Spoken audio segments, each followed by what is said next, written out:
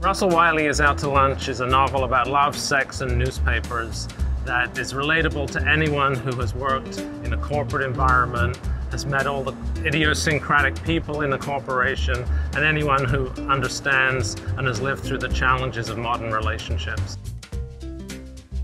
I've tried to create a character that's somewhat of an everyman, someone everyone can relate to in terms of his personal situation, his career situation. He's at an age where he's stuck in the middle. He's not old enough to be the boss leading the company, and he's not young enough to have really figured out the new digital era of the media business. And he's in a relationship where, similar to his situation in his career, he's feeling unsexy, unloved.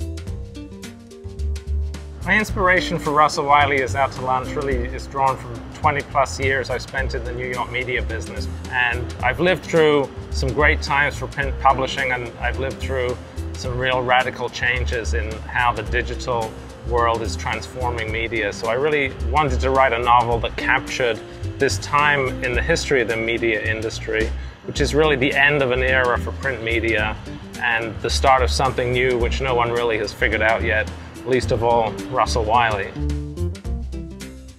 By setting it in 2006, readers can understand and remember what was going on in the world back then, but also they appreciate what has happened since then in a way that the characters are not aware of the changes. John Harris, the editor-in-chief of Politico, said recently that 2006 was the year in which newspapers died. We just didn't know it yet. And I think in my novel, 2006 is the tipping point for the newspaper business, and it's the tipping point for Russell Wiley.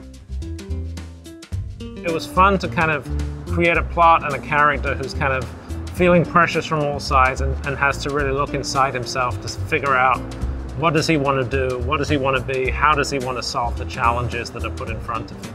I hope readers will have a fun time reading this book. I think there's a lot of laughs in it. I think there are characters that most people can relate to.